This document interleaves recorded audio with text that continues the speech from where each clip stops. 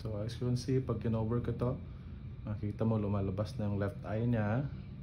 Pag tinanggal ko, pumapasok na, no? Then pag ito, steady lang. Steady lang. Pero pag yung right eye tinakpan ko, yan, lumalabas. Nagfi-fixate yung left. Pero pag tinanggal ko, bumabalik sa pagpasok. So, left eye isotropia, no? So, ang case niya. So, at dyan, anong paningin mo dyan pagtingin mo sa target? Dalawa po. Dalawa. So, may double vision, no? Opo. So, lihis na yung left eye. So, ito isotropic, meaning pumapasok yung left eye. Then, doble ang paningin. Yes po. Okay. So, balik ka doon sa... So, hi guys, Doc Moa here. So, we have now a classic example of isotropia, no? So, constant isotropia sa left eye ng patient. Okay? So, according to John, mga 2 years na raw niya na, ilang years mo na na-experience dyan? 2 years. 2 years na napupasok yung mata mo. At dalawa nakikita, may double vision pa. So medyo mahirap yan, no? Biruin mo, pasok yung mata mo isa. And doble nakikita mo lagi. At all distances, no? Yes po. And mas lumala starting this year. Hindi na po siya nawala. Constant na talaga. Okay. So, yun. Ngayon, after, that's why pumunta si John dito sa clinic for a comprehensive clinical assessment of strabismus and management. So, after we did all the different tests, so test for visual integrity, sinek natin lahat, loob at labas ng mata niya, and in visual efficiency naman, yung mga functions, accommodation, convergence, and pinessure din natin yung amount ng deviation niya. So maabot ng 25 prism diopter. So medyo malaki-laki na rin. Right?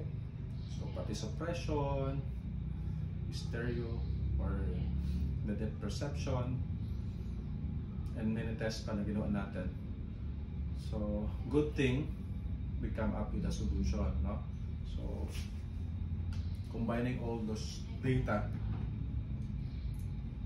and checking comprehensively the eyes of the patient. So, isuot ko dyan.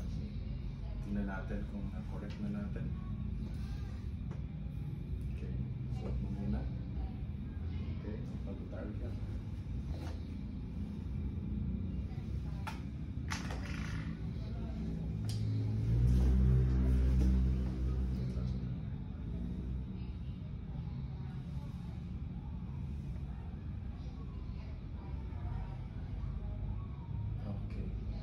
Dito ka saan?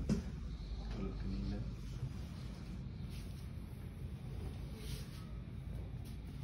So, ngayon dyan, ilan na ang while wearing that the special lens for strabismus, ilan, we're looking at the target, double vision pa rin ba or wala na? Hindi na po.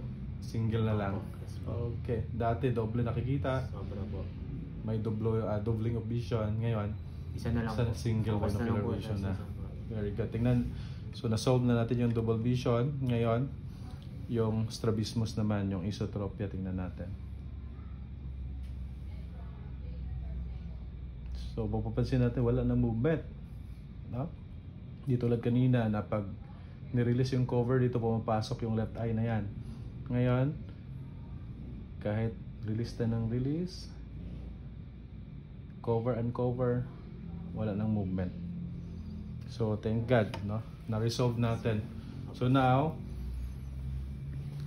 aside from na straight na yung eye niya, no? Agad after 1.5 hour of clinical assessment of strabismus and management. So na straight na natin ang eye niya, nawala yung double vision, nawala yung suppression. Then isa na lang nakikita, and yung depth perception niya nag-improve na rin. So, yan. So if you have any, meron kayong ganitong condition din, you may reach out as MOA of the company. Thank you.